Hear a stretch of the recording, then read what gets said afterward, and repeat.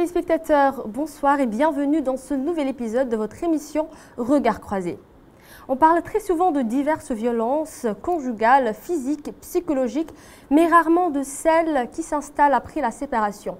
Privation de ressources, blocage administratif, abandon affectif.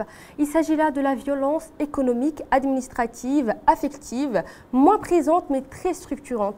Ce soir sur ce plateau, nous allons essayer de parler de ce pouvoir qui se perpétue au-delà des lois et des normes sociaux. Avec nous ce soir, une invitée sociologue et chercheur spécialisée dans les questions de genre, de famille et d'éducation. Baye Tidiane Diagana est titulaire d'un doctorat en sociologie de l'Université de Bordeaux.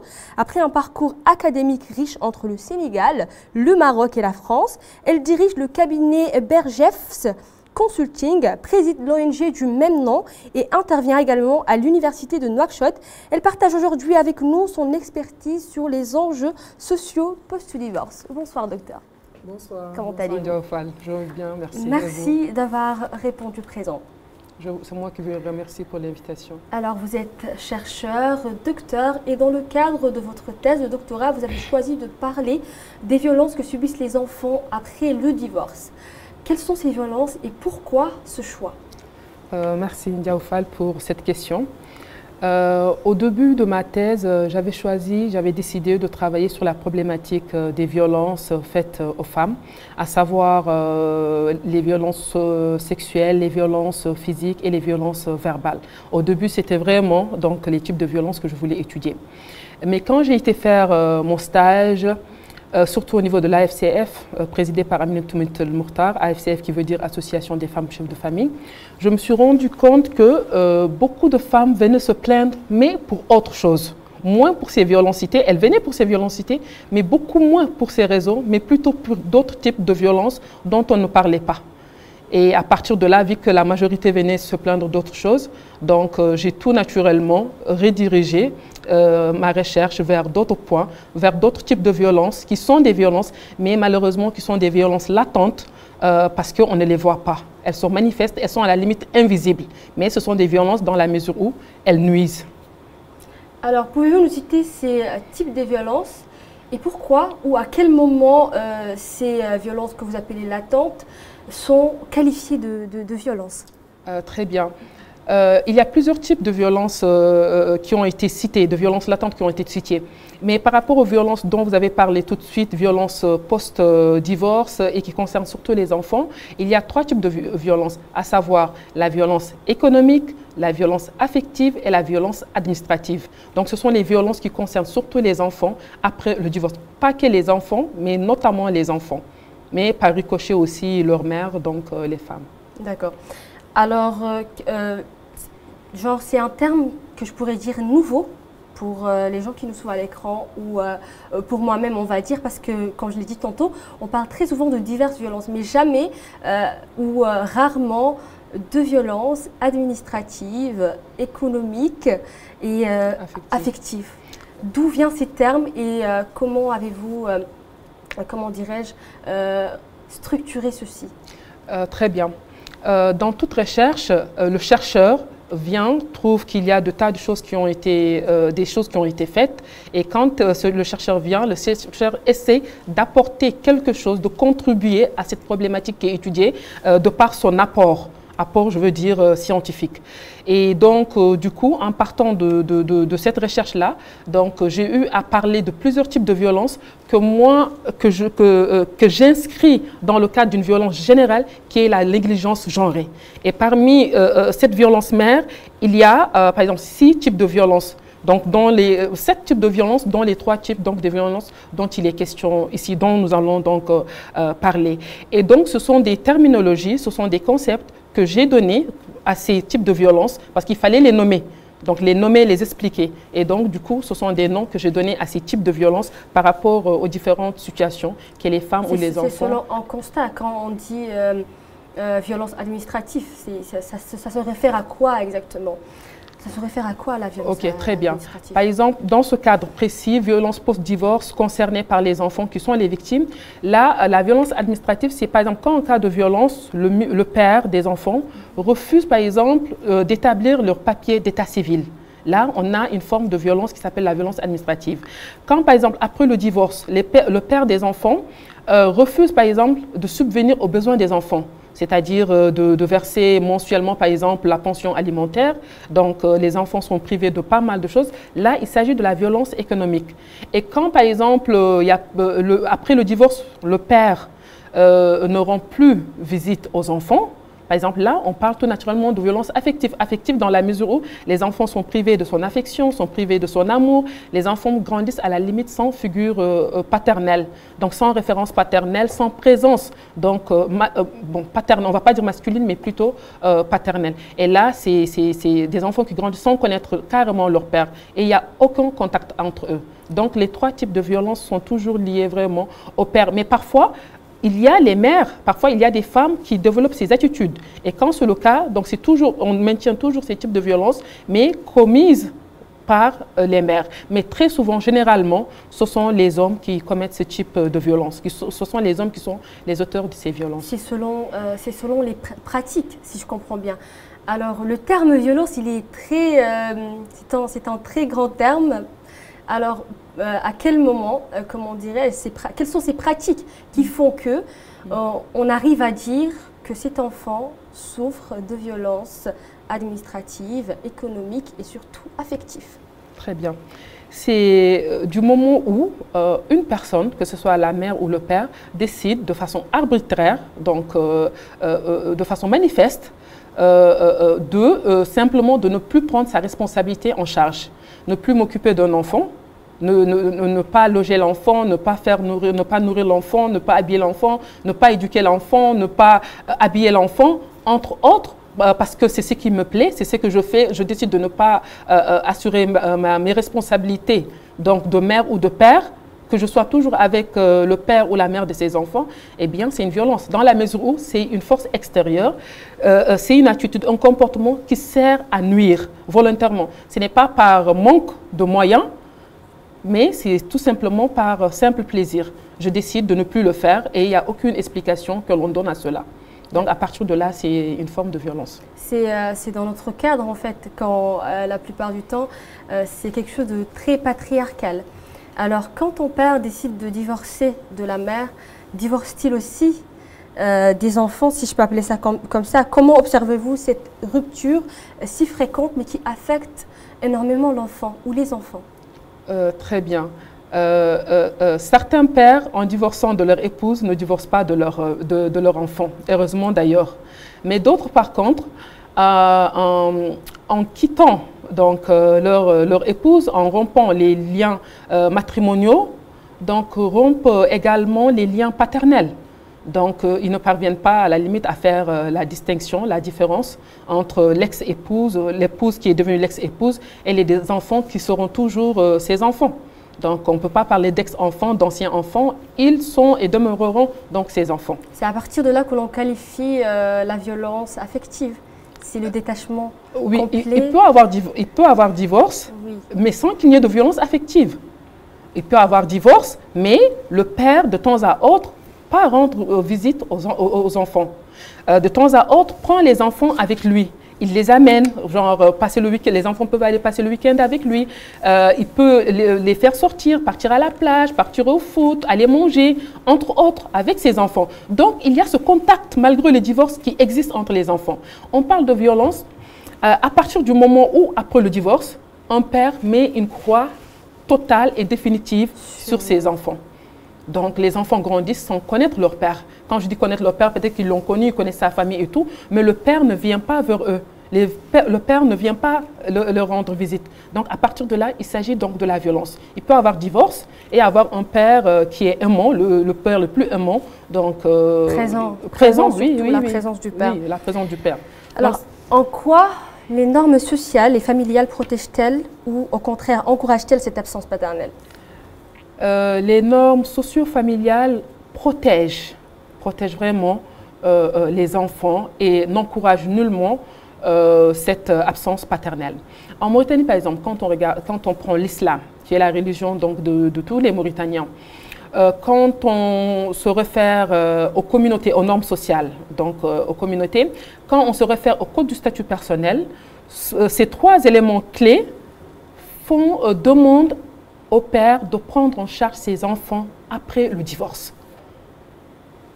Toutes les communautés, que ce soit chez les Maures, chez les Soninké, chez les Pleuch, chez les Wolof, ce qui est demandé socialement, c'est qu'après la rupture, que le père puisse prendre en charge ses enfants, puisse assumer ses responsabilités.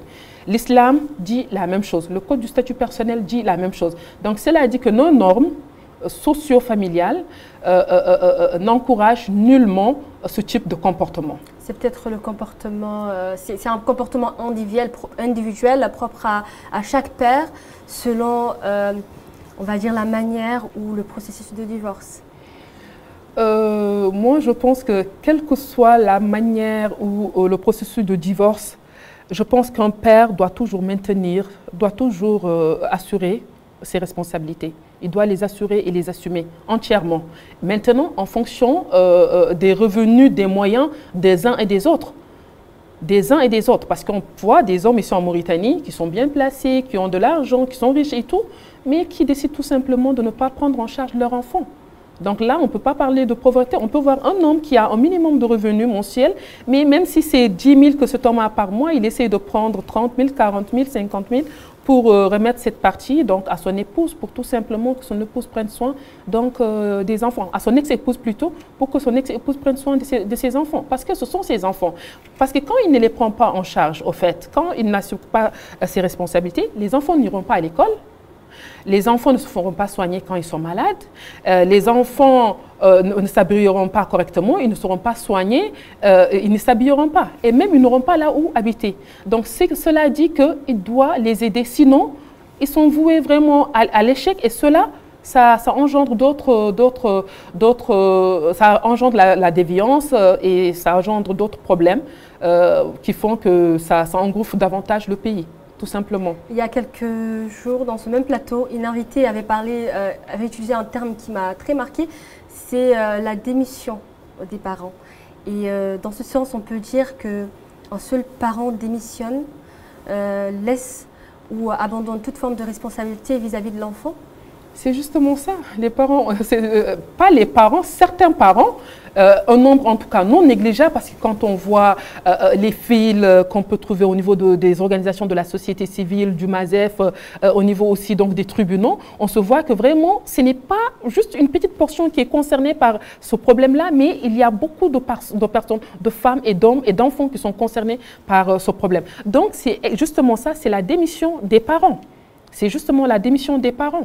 Démission des parents et notamment du père qui font que, comme votre invité l'a dit la dernière fois, parce que j'ai suivi la vidéo, l'émission, donc du coup ça fait que la majorité d'ailleurs de ces enfants, dont une partie donc, deviennent des délinquants, donc ces enfants par exemple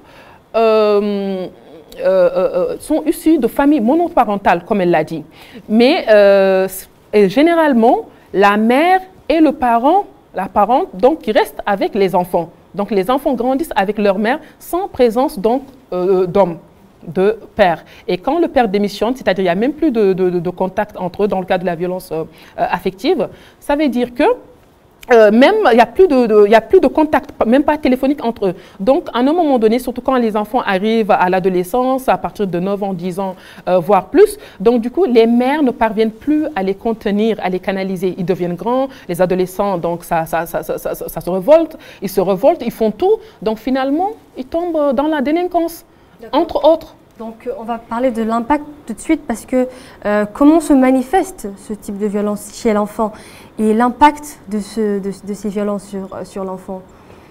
Ouais. L'impact, c'est surtout la violence affective. Quand il y a la violence affective, déjà le divorce n'est pas toujours bien vécu par les enfants.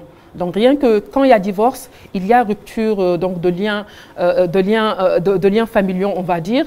Et du coup, il y a tout un réaménagement à faire. On ne va plus vivre avec maman ou avec papa très souvent. Donc déjà, rien que le fait de s'habituer à cela, et on grandit avec un manque, avec un remords, avec une douleur qu'on ne peut pas expliquer. C'est parfois, voire souvent le cas. Et quand à cela se rajoute le fait d'être délaissé, malheureusement, ça désole, ça écœure, ça détruit des enfants, des vies. On peut voir un homme qui a réussi sa vie, hein, je veux dire sur le plan économique, qui est à la tête d'une banque, entre autres et tout, vraiment, qui a beaucoup de richesses et tout. Mais au fond de cet homme-là, ou de cette femme-là, vraiment, il y a des fissures, il y a des blessures. Dû à quoi? Dû justement à ce père qui les a abandonnés. Parce que le divorce en soi n'est pas un abandon. Bien vrai que c'est difficile donc de le digérer parfois et tout, surtout au début. Mais ce qui est un abandon, une violence, à la limite une certaine agression, c'est quand vraiment les responsabilités ne sont plus assumées par les parents. Parce qu'un parent est censé protéger ses enfants. Un parent est censé accompagner ses enfants, est censé guider ses enfants, est censé outiller ses enfants afin qu'ils puissent être très bien armés pour affronter donc la vie. Mais quand l'homme, parce que la figure paternelle, à l'image de la figure maternelle, hein, la figure paternelle, elle est très importante. Ndiaye Fall, moi, aujourd'hui, ce que je suis devenue, c'est grâce à mon père. Donc, je dois tout à mon père, que son âme repose en paix, qui nous a quittés l'année dernière. Et du coup, quand je vois qu'il y a cette rupture, personnellement, je ne la comprends pas. Je ne la comprends pas dans la mesure où je me dis que s'il n'y avait pas mon père, je ne serais pas ce que je suis devenue.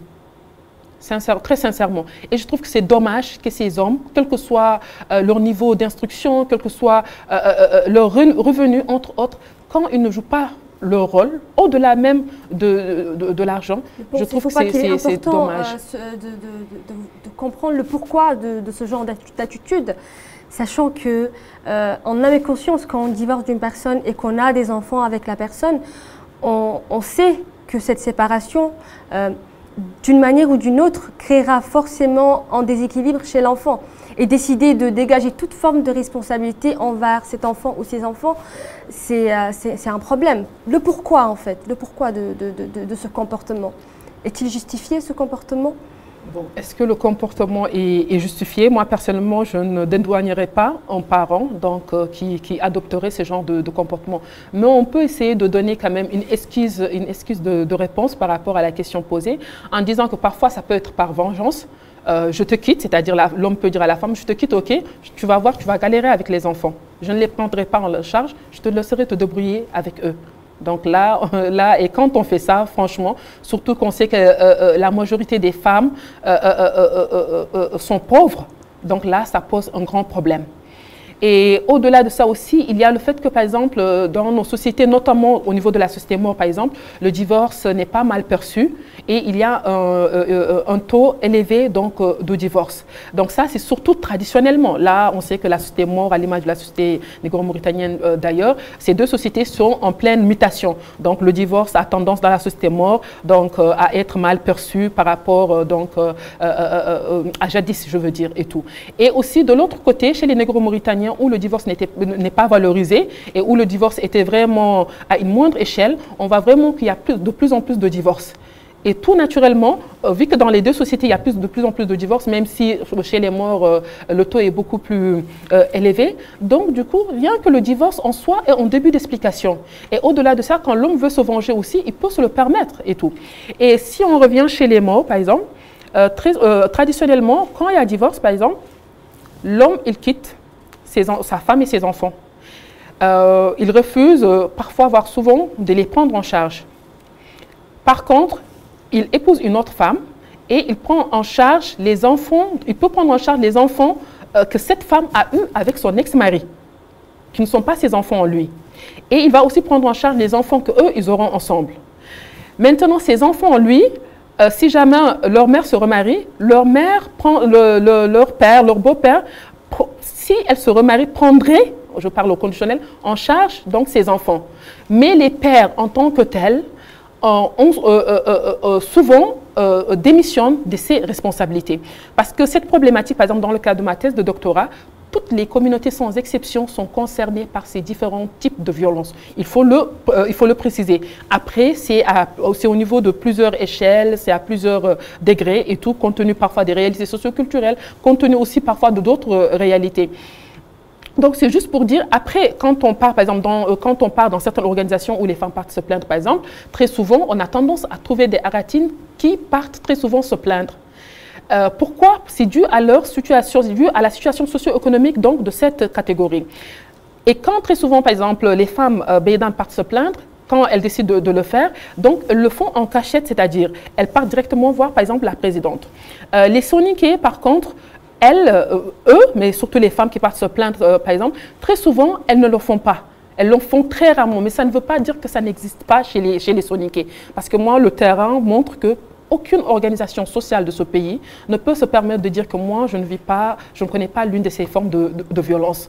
Donc ça existe, mais après, il y a parfois la notion du soutoureux. C'est le soutoureux de ton père, c'est le père de tes enfants. Il faut faire du soutour. Donc, ou autre, c'est ton cousin. Ou si tu le fais, ou si je le fais, ça pourrait m'impacter ou se répercuter sur mon remariage. Mon prochain mari pourrait dire que je veux aller porter plainte. Donc, il y a plusieurs paramètres qu'il faut prendre en considération pour vraiment pouvoir expliquer cela. Et je reviens un peu chez les morts, entre parenthèses, notamment chez les bidons. Très souvent, quand il y a divorce, les frères de la femme, c'est-à-dire les oncles des enfants, entre autres, les membres de la famille de façon générale, notamment ceux-ci, soutiennent la femme et les enfants en les scolarisant, en faisant de telle sorte qu'ils ne manquent de rien. Mais tout cela a tendance à changer parce qu'il y a des réalités qui sont là, la cherté de la vie, la modernité. Entre autres, beaucoup de paramètres font que même quand les oncles veulent, ils ne peuvent pas. Déjà, ils ont même du mal à s'occuper de leur propre famille. Donc, ça fait que ça s'effrite de plus en plus et ça fait que de plus en plus, les gens partent porter plainte parce que chez les morts, notamment chez les bidins, aller porter plainte, c'est un peu,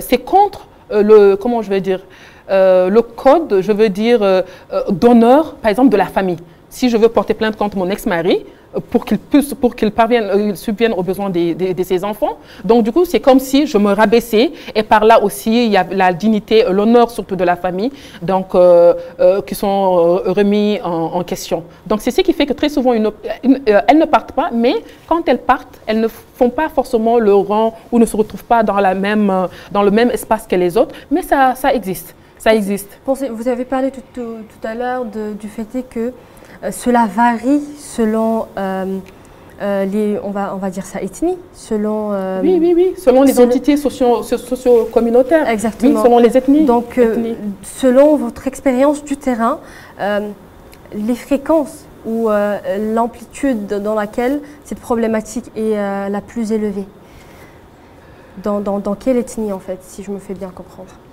Surtout dans la communauté Maure. Dans la communauté Maure, c'est beaucoup plus élevé. Dans la communauté Maure. Après, c'est normal, ça s'explique par la fréquence du divorce. Le divorce qui est mal vu dans la société Maure, la femme divorcée qui était, comme je l'ai dit, nos sociétés sont en pleine mutation. Donc, c'est difficile de parler au présent ou au passé parce que les mutations sont en cours, justement. Donc, c'est pourquoi, traditionnellement, la femme divorcée dans la société Maure, c'est la femme qui est aimée, qui est courtisée, contrairement à une femme qui ne s'est jamais mariée. D'ailleurs, on les appelait les chebibat pour montrer que le fait de se marier, donc ça fait qu'il y a la cote de popularité donc, et tout, donc, qui monte, et ainsi de suite. Et tout. Donc, ça s'explique, moi je dirais, dans la société Maure. Et cela se corrèle étroitement avec la fréquence élevée du divorce dans cette communauté. Parce que c'est bien vu, contrairement à chez les négro-mauritaniens, où le divorce n'est pas mal vu, la femme négro-mauritanienne est mésestimée. Bon, après ça aussi, il y a des changements dus aux mutations et il y a le divorce est de plus en plus acté dans le cas de cette communauté. D'accord. Alors, on va un peu parler de la mère. Alors, la mère des enfants subit-elle aussi les conséquences de ces violences ou les enfants sont-ils les seules victimes? La mère subit directement les conséquences de cette violence. Directement. Ndiaoufal plutôt. Imaginez une femme qui divorce. En quittant chez elle, par exemple, du coup, il n'y avait que ses parents, plus ses frères et ses sœurs, elle se marie, 5 ans après, 2 ans après, 10 ans après, elle divorce. Elle revient chez ses parents. Déjà, il y a les belles-sœurs qui sont là-bas, les frères se sont mariés et tout. Il n'y a plus l'espace qu'elle avait avant. Donc, on lui donne un petit espace. Ce n'est pas du tout évident. Le père refuse de prendre en charge ses enfants. Le père coupe tout lien avec ses enfants. Elle se retrouve seule. Et ça, qu'elle travaille ou pas, qu'elle soit indépendante ou pas, économiquement. Elle se retrouve seule avec ses enfants, à éduquer ses enfants. Ces enfants ne peuvent pas étudier parce qu'elle n'a pas les moyens déscolariser ces enfants. Ces enfants sont malades, elle ne peut pas soigner ses enfants. Supposons même qu'elle essaie de louer un petit appartement ou une chambre où elle est avec ses enfants. Si jamais elle en a les moyens, bien sûr, entre autres. Mais elle ne peut pas ne pas vivre les conséquences de ces violences. Surtout s'il s'avère que les enfants n'ont pas d'acte d'état civil. Là, c'est un autre problème, parce que les enfants ne sont pas reconnus. La violence administrative, ça fait que les enfants ne sont pas reconnus. Vous vous appelez Ndiaoufal, moi je m'appelle Baye Diagana, on a des actes de naissance et tout. Si tout à l'heure en lisant, si j'ai pu décrocher ne serait-ce qu'un seul diplôme, c'est parce que j'ai un acte de naissance.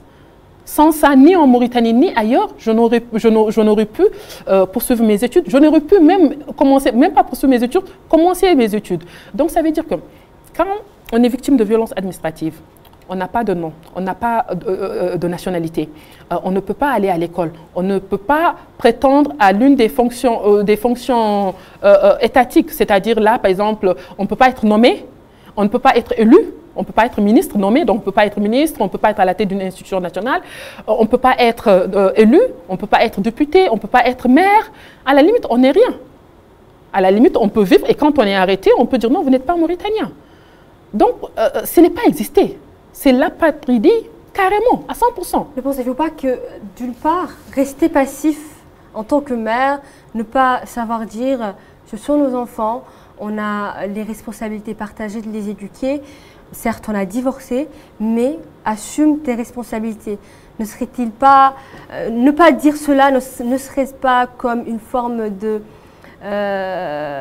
comment dirais-je, le fait d'accepter et de rester passif face à la condition? Oui. Je finis juste par rapport aux conséquences et je reviens à ce point parce que c'est une suite logique, c'est une suite très logique. Oui, là, c'était par rapport aux conséquences. Est-ce que les femmes subissent, les mères subissent les conséquences de ces violences? Donc là, je vous ai un peu expliqué le schéma pour vous montrer quel est le fardeau que cette femme-là porte. Et au-delà de ça, Ndiaoufal, aujourd'hui, tout à l'heure là,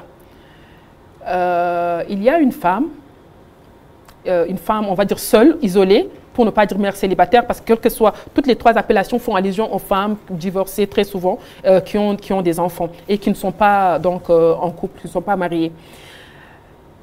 Elle pleurait, elle était en sanglots et elle m'a dit « Je veux un père pour mes enfants.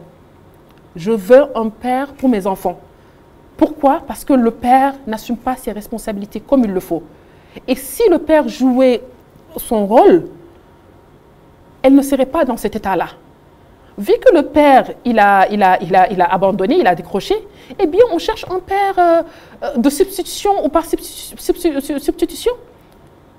Il faut qu'il y ait... Pourquoi? Parce qu'à un moment donné, elles ne peuvent plus. Moi, il y a beaucoup de femmes qui viennent se plaindre à mon niveau.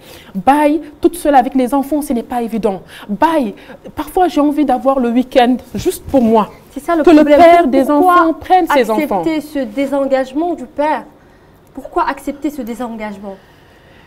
Pourquoi l'accepter? Certaines portent plainte, d'autres ne le font pas. Et quand on porte plainte, parfois la procédure, elle est longue. Ce n'est pas qu'on a porté plainte aujourd'hui, pof, demain c'est réglé. Et porter plainte, ça veut dire avoir le temps, avoir les moyens aussi. Parce qu'il faut se déplacer de temps à autre, il faut appeler, il faut suivre le dossier, il faut revenir. Il faut avoir le temps et le strict minimum. Il faut avoir des moyens pour pouvoir même se déplacer. Or, on sait que les femmes sont très souvent pauvres. La pauvreté elle est plus féminine que masculine. Donc, tout cela est aussi le regard de la société. Je viens de donner des exemples. Il y a certaines femmes, quand elles partent, elles se cachent carrément. Qu'elles soient maures ou négro-mauritaniennes, quand elles partent, elles se cachent. Parce qu'elles ne veulent pas être vues, elles ne veulent pas être indexées. Elles ne veulent pas qu'on dise « Ah oui, on avait un tel au tribunal ou bien dans telle organisation, au MASEF ou... » au niveau des organisations de la société civile, elle est partie donc se plaindre. Pour ne pas dire on avait un tel ici ou ailleurs, ici ou là, donc elles font tout pour ne pas être vues. À la limite, pour ne pas partir se plaindre. Et comme je l'ai dit, il y a la question culturelle une fois de plus, surtout chez les négro-mauritaniens et plus particulièrement chez les Soninké. Il y a cette question, parce que quand on regarde la communauté soninké, par exemple, ce n'est pas très souvent une communauté genre, qui part très souvent au niveau de la justice, même en cas de problème, de litige, entre autres.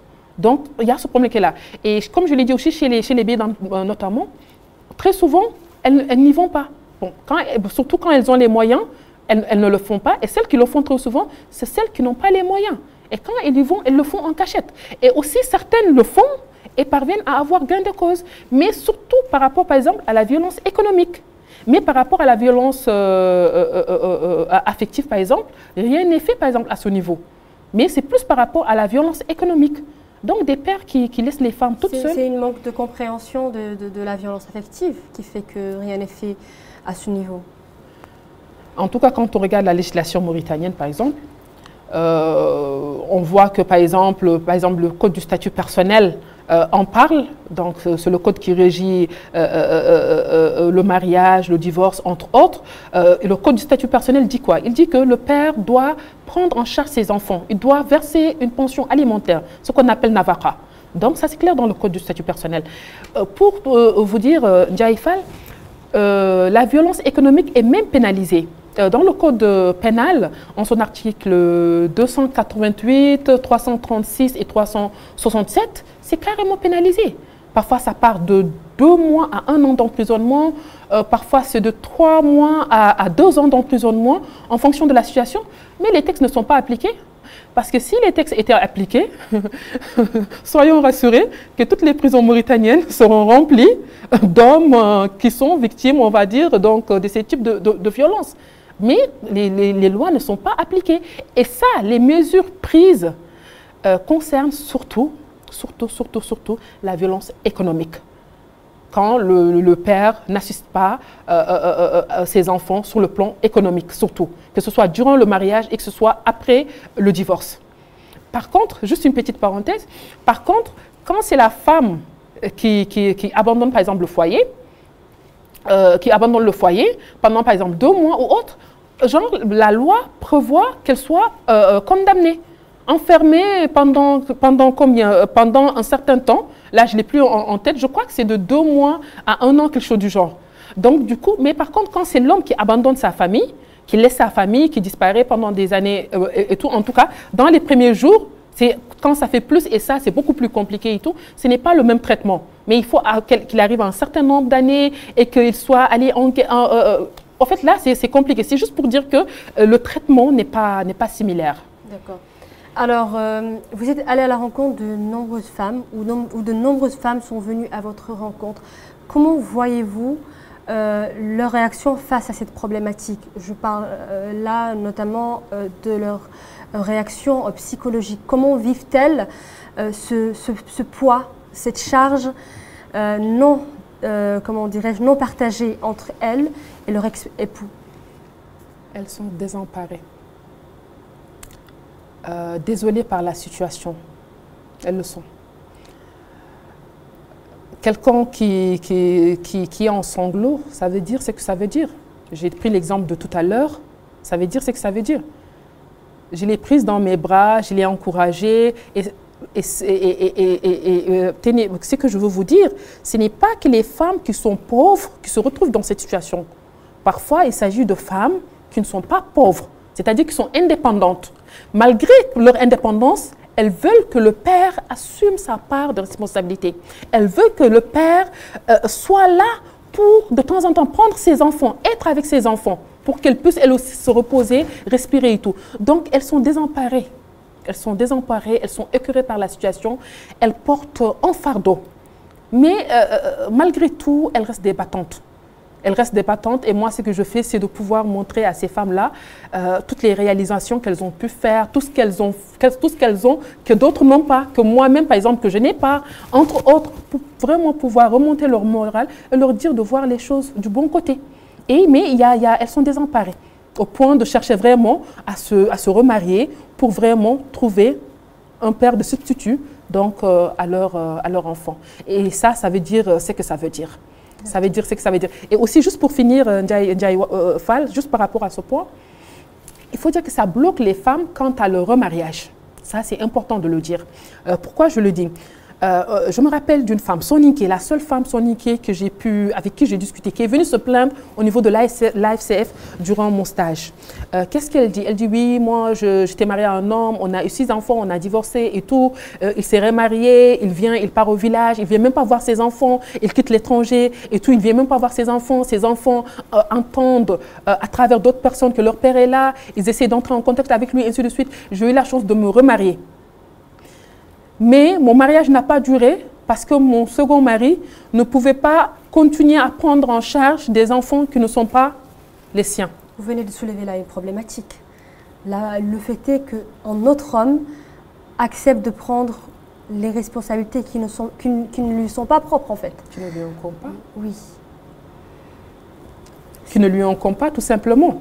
Et ça, même dans la société maure où traditionnellement ça se faisait jusqu'à là, même là, ça a tendance à changer. Même les femmes mauresques sont de nos jours de plus en plus confrontées à ces difficultés, y compris les femmes négro-mauritaniennes. Au niveau des femmes négro-mauritaniennes, elles sont beaucoup plus affectées par cette situation, contrairement aux femmes mortes, comme je l'ai dit, où le divorce quand même est accepté, toléré, voire banalisé.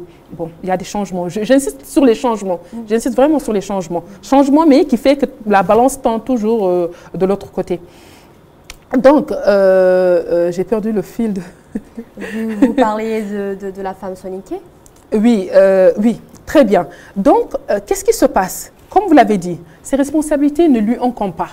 Et là, même la société maure où l'homme acceptait cela, de moins en moins, l'homme accepte ou est intéressé par une femme qui a des enfants, surtout quand le père de ses enfants n'assume pas sa responsabilité, ne couvre pas les besoins socio-économiques de ses enfants. Dans ce type de situation, les femmes ont moins de chances, déjà, femmes divorcées avec des enfants pas évidents, et enfants qui seront pris en charge par le nouveau mari, eh bien, les femmes ont de moins en moins de chances de se remarier. Ce n'est pas tous les hommes qui acceptent cela. Et quand elles se remarient, et très souvent, le mariage ne réussit pas parce que tout simplement, l'homme se rend compte qu'il y a une charge supplémentaire. À la limite, au-delà de la femme, peut-être que je l'aimais, je l'ai épousée, mais au bout d'un certain temps, on s'est marié et tout. Donc, après les périodes de noces et tout, on se rend compte que c'est quand même un poids qui est pesant. Surtout si cet homme a d'autres enfants ou si cet homme a déjà une première épouse, une première famille qu'il prend en charge et tout. Eh bien, très rapidement, cette femme peut se retrouver seule. Des répercussions, la femme divorcée, ayant des enfants, a un énorme problème à se restabiliser. Effectivement, Oui. effectivement. Effectivement, au-delà de tout ce qui a été noté. Elles sont vraiment désolées, elles sont dans une situation désemparée. Franchement, ce n'est pas évident. Franchement, ce n'est pas évident. Franchement, ce n'est pas évident. Ce n'est pas évident. Et je trouve que c'est très désolant aussi pour les enfants. Et quand on parle de ça, Ndiaoufal, juste pour finir, et je vous remets la parole, quand on parle des hommes, en fait, les hommes sont nos pères, ils sont nos frères, ils sont nos époux, ils sont nos amis, nos collègues, entre autres. Moi, je viens de parler de mon père en disant que ce monsieur, franchement, je lui dédie toutes mes réalisations, tous mes succès, parce qu'il est fondamentalement à la base de tout cela. Donc, ce qui veut dire que quand je dis que mon père est l'être central de ma vie, ça veut dire ce que ça veut dire. Donc, on n'est pas en train de parler des hommes juste pour les clasher, pour les critiquer ou autre. Ce dont on parle, c'est une problématique qui est très importante parce que c'est très important pour la prospérité, pour la stabilité et la prospérité de nos communautés et de notre pays par ricochet. Parce que les impacts, les conséquences de tout cela, ce n'est pas bon pour le pays. Ce qui mène à la délinquance, ce qui mène à d'autres types de déviance ou autres. Alors que ces enfants-là seront les jeunes, seront les futurs dirigeants de ce pays-là. Donc si on les laisse continuer ainsi, si on n'essaye pas de stopper ou de freiner vraiment ce phénomène et tout, dans quelques années, on aura vraiment des hommes et des femmes brisés. Brisés, sans affection, vides, franchement, vides sur le plan émotionnel, affectif et tout, et à la limite qui pourraient être à la limite des criminels. Pas pour tout le monde, hein, parce que très souvent, on ne donne que ce que l'on a. Et quand on ne donne que ce que l'on a, quand on se retrouve dans ce genre de situation, et franchement, ce n'est pas bien. Donc, il y va pour le développement. Vous avez parlé de la délinquance. Donc, cette émission s'inscrit dans la suite logique de ce que cela peut entraîner, tout simplement. Alors, comment ce problème est-il pris en charge par les institutions, notamment le MASEF, les tribunaux? Comment cette problématique est-elle prise en charge? Par exemple, les femmes qui partent se plaindre, très souvent se plaignent au niveau des organisations de la société civile et du MASEF ou aussi au niveau des tribunaux. Donc, qu'est-ce qui se passe très souvent? Quand elles portent plainte, donc les organisations de la société civile, tout comme le MASEF, essayent de régler le problème, essayent de négocier avec le père, convoque le père et essaye de négocier avec le père pour trouver vraiment une solution à l'amiable. C'est toujours ce qui est sollicité, ce qui est privilégié. Quand ils parviennent genre, à convaincre le monsieur afin qu'il accepte de prendre en charge ses enfants et tout, eh bien le problème est résolu. Ils enregistrent tout ça, ils ouvrent un dossier, ils enregistrent toutes les informations, ils arrêtent une somme. Et généralement, cette somme, c'est en fonction de ce que l'homme gagne. C'est en fonction des moyens de l'homme, de ce qu'il gagne, parce qu'on ne peut pas arrêter une somme standard. Et pour les hommes qui ont de l'argent, ceux qui n'en ont pas, ceux qui ne travaillent pas et tout. Donc, c'est parfois en fonction du revenu ou en fonction de ce que l'homme veut donner. Et quand la femme est d'accord avec cette somme, eh bien, on enregistre le tout et on dit à l'homme, chaque mois, à telle date, il faut soit vous lui donnez l'argent directement. Et quand il y a des tensions, des problèmes, il ramène l'argent au niveau de ces institutions, que ce soit le MASEF ou au niveau des organisations de la société civile. Le problème est suivi. Par contre, quand après convocation de l'homme refuse de négocier, d'obtempérer et tout, eh bien là, ils essayent de tout faire pour vraiment trouver une solution. Parfois, ils appellent, par exemple, surtout au niveau des organisations de la société civile, ils appellent par exemple l'employeur. Ils appellent l'employeur pour que l'employeur intervienne, essaye de parler vraiment avec son employé afin que vraiment il puisse trouver un consensus pour qu'il accepte et tout. Parfois ça passe, parfois ça ne passe pas. Et quand il s'entête, par contre, arrivé à un certain moment, ces organisations ne peuvent rien faire, que ce soit les organisations de la société civile, que ce soit le MASEF. Donc, à partir de là, leur pouvoir, c'est là où leur pouvoir s'arrête. Et du coup, ce qu'ils font, ils réfèrent les dossiers au niveau donc, du tribunal. Donc, parfois, c'est très souvent dans le département, la commune où la femme vit. Donc, on essaye de les référer. Le MASEF rédige une lettre explicative qu'ils envoient au Khadi. Et très souvent aussi, que ce soit le MASEF ou les organisations de la société civile, il y a souvent, parfois, des assistantes sociales qui accompagnent en quelque sorte ces femmes-là. Le Khadi aussi, quand on a la possibilité d'aller directement se plaindre au niveau du Khadi, quand on part directement voir le Khadi, il procède de la même manière aussi. Mais quand l'homme s'entête et qu'il refuse, le Khadi a un pouvoir que les autres n'ont pas. Donc là, à partir de là, surtout quand ils sont fonctionnaires, par exemple, j'ai oublié de souligner ce point, quand il s'agit des fonctionnaires, par exemple, le Khadi a la possibilité de faire de telle sorte qu'il y ait désormais un prélèvement à la source. Dès que le salaire entre, paf, on retire un pourcentage parce que cela lui est donné par certains codes, codes de procédure tels que civil, entre autres. Donc, du coup, il a la possibilité de prendre le pourcentage qu'il veut. Donc là, il peut avoir un prélèvement à la source directement. Donc, cela veut dire qu'il suffit juste de prendre la décision d'aller vers les autorités et dans un premier temps, essayer de régler les choses à l'amiable. Et si toutefois, cela ne se passe pas comme prévu, on a la possibilité de se référer aux tribunaux et à partir de là-bas, il y aura forcément une suite logique à la plainte. Normalement. Les responsabilités devraient être respectées. Normalement. Bon, après, ça se passe pas d'entrée, ça peut prendre du temps, ça peut demander des allers-retours. C'est toute une procédure, hein. Donc, il y a plusieurs étapes. On va convoquer le monsieur, on va lui parler, on va vous convoquer, on va vous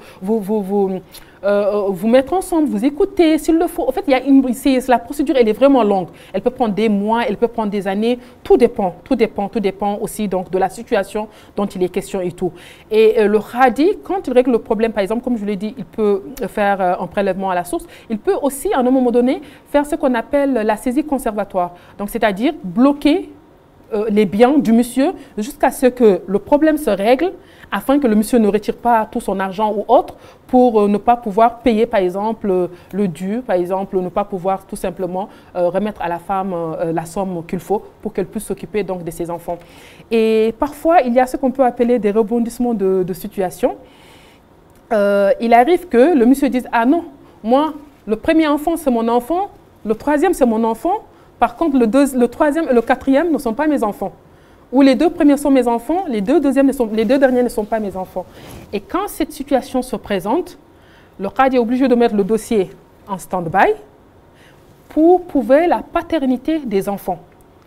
Et ça, la paternité du père, donc vis-à-vis des enfants, et ça, c'est une autre procédure, vu que le test ADN, donc on ne l'a pas ici. Donc, ce qui se fait très souvent, c'est qu'il va aller chercher, par exemple, tous les actes de mariage, de divorce, de naissance, entre autres, prendre des témoins et tout. Donc, tous les éléments qu'il peut avoir, il va prendre toutes ces pièces à conviction pour voir exactement est-ce que ces enfants sont celui donc, du monsieur ou pas.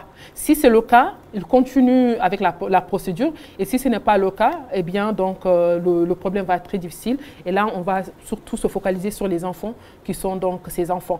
C'est juste pour dire que ce n'est pas tout le temps facile. La question judiciaire, elle est toujours très longue et très difficile. Parfois, il y a des femmes qui sont engagées, je veux aller jusqu'au bout, mais après, la réalité les rattrape très vite, elles ne peuvent plus continuer. Parce qu'il faut être moralement forte, il faut aussi avoir des moyens économiques, et aussi il faut être accompagné. Et ça, c'est très important. Et les femmes ne sont pas tout le temps accompagnées par leur famille, malheureusement. Suivant le système patriarcal, que faut-il changer dans l'éducation des garçons dans la société pour prévenir ce désengagement paternel et améliorer la prise en charge administrative? Moi, je pense qu'il faut beaucoup miser sur l'éducation, sincèrement. Je pense que tout passe par l'éducation. L'éducation, elle est très importante, c'est la base. Et compte tenu de cela, je pense qu'on doit à la limite éduquer et responsabiliser à la fois les filles et les garçons. Surtout les garçons, mais aussi les filles. Parce que parfois, elles sont à l'origine de ces violences-là. Je pense que c'est important, par exemple, au niveau donc, de l'école, qu'on puisse insérer, par exemple, l'enseignement des 10 principaux droits de l'enfant à l'école, par exemple. L'enseigner, les faire connaître, mais aussi les détailler. Les détailler, les interpréter profondément afin que les enfants puissent comprendre et grandir avec. Parce que quand on se réfère aux 10 principaux droits de l'enfant, il y a le droit à une famille, à un nom, le droit d'être logé, le droit que l'on prenne soin de nous, à l'éducation, entre autres. Et je pense que quand on l'insère dans le programme scolaire, au niveau du primaire, hein, que ce soit au niveau de l'entrée en 6e ou avant et tout, je pense que déjà ça permet aux enfants de grandir avec certaines notions. Donc on sait déjà quels sont les 10 droits et on les apprend aussi quelles sont les conséquences quand ces droits ne sont pas appliqués et pratiqués. Et je pense que déjà ça va permettre aux enfants d'assimiler tout cela, de grandir avec cela. Donc l'éducation, elle est très importante et ça nous permet de construire quand même des hommes et des femmes qui sont responsables, qui seront des jeunes et qui vont diriger le pays demain. Et du coup, nos enfants, nous arrivons au terme de cette émission. Quelles recommandations formulez-vous? Quels acteurs doivent être mobilisés pour faire évoluer cette situation? Oui. Je pense qu'il faut que l'on applique la législation mauritanienne. Les lois plutôt doivent être appliquées. Ça, c'est très important. On a des lois qui ne sont pas appliquées. On doit même renforcer la législation mauritanienne inhérente à la problématique du divorce. Là, on va prendre les effets du divorce, tels que les 3 formes de violence dont on a parlé. Et au-delà de ça, il y a même d'autres éléments qu'on va prendre en considération. Ce n'est pas l'objet du débat, je ne veux pas m'y attarder, mais c'est important. Parmi ces 2 points, quand on va renforcer le cadre législatif afférent donc, au divorce, il faut prendre en considération la question de ce qu'on peut appeler le rôle. Le rôle, c'est quand la femme décide de divorcer et qu'elle doit payer. Donc parfois, il y a des femmes qui restent pendant 10 ans, pendant 5 ans, où elles sont bloquées parce qu'elles n'ont pas les moyens, elles n'arrivent pas à payer, elles n'arrivent pas à se libérer. Et l'homme, souvent, le fait pour se venger de la femme. Et ça, c'est rattaché à un autre problème qui concerne toujours le divorce. C'est ce qu'on peut appeler en hassania, Allah Gragb ou en Wolof Teibat. En Sonic et en Poulard, malheureusement, ça fait des années que je cherche le nom, je ne parviens pas à les avoir. C'est quoi? C'est quand, par exemple, une femme demande le divorce et que le monsieur, son mari, refuse de la divorcer. La femme retourne chez elle, elle peut rester pendant 5 ans, 10 ans, 15 ans, 20 ans sans obtenir le divorce. Parfois, c'est très compliqué, parfois il y a des chantages, entre autres et tout. Et je pense que la Mauritanie doit revoir vraiment ce cadre-là, comme l'a fait d'ailleurs l'Égypte. Donc, par exemple, l'homme peut dire, ah oui, tu me donnes les enfants et je te divorce. Et là, c'est un chantage. Une femme peut dire, si c'est ça, je préfère rester comme ça toute ma vie sans te donner les enfants. L'Égypte a réglé ce problème à travers son code du statut personnel. Donc, le renforcement du code du statut personnel, ou tout simplement une loi portant sur le divorce. Renforcer le code du statut personnel et aussi donc, le code pénal, la législation de façon générale, faire de telle sorte que ce soit appliqué ou, à défaut de cela, établir, concevoir la loi sur le divorce. Ça, c'est important. Un autre point, c'est quoi? C'est des programmes, des projets qui peuvent être conçus pour vraiment aider les femmes qui sont isolées ou qui sont seules, parce qu'elles en ont besoin, des projets qui peuvent les autonomiser, qui peuvent faire d'elles des femmes autonomes à travers des activités entrepreneuriales, entre autres. Et je pense qu'à ce niveau-là, même s'il faut pratiquer ce qu'on peut appeler la discrimination positive, je pense que ces femmes en ont plus besoin que les femmes qui sont déjà en couple avec les pères de leurs enfants, ainsi de suite et tout. Je pense que les femmes divorcées avec leurs enfants ont beaucoup plus besoin de ça. Et pour ça, plusieurs acteurs peuvent jouer leur rôle, à savoir en Mauritanie, par exemple, l'État, le MASEF, le ministère de la Justice, le ministère des Affaires islamiques et de l'enseignement originel. On a les organisations de la société civile qui jouent un très grand rôle, qui ont leur part aussi. Le MASEF, je l'ai cité, les organisations internationales, que ce soit les agents des Nations Unies ou les ambassades, entre autres. Mais je crois que tous ces acteurs ont un rôle important à jouer. Et c'est important, n'oublions pas que ces enfants seront les jeunes de demain, seront les adultes d'après-demain et seront les dirigeants de la Mauritanie. Feu Mourtar Dada nous a dit que la Mauritanie de demain sera ce qu'en fera sa jeunesse d'aujourd'hui. Donc la population enfantine va devenir la population juvénile, va diriger ce pays. Et maintenant, c'est à nous, en tant que parents, de voir quel type d'enfant on est en train de construire. Merci, docteur Baïtijan Diagana, pour cet éclairage. Alors, chers téléspectateurs, nous arrivons au terme de cette émission, de cet épisode. Le mot d'ordre, divorcer, ne veut pas dire dégager toute forme de responsabilité. Les enfants subissent la plupart du temps les conséquences d'un divorce en matière, comment dirais-je, en matière de déséquilibre. Alors, chers hommes, chers pères, assumez vos responsabilités. Assumez vos responsabilités. À très bientôt pour un nouvel épisode de votre émission Regard croisé.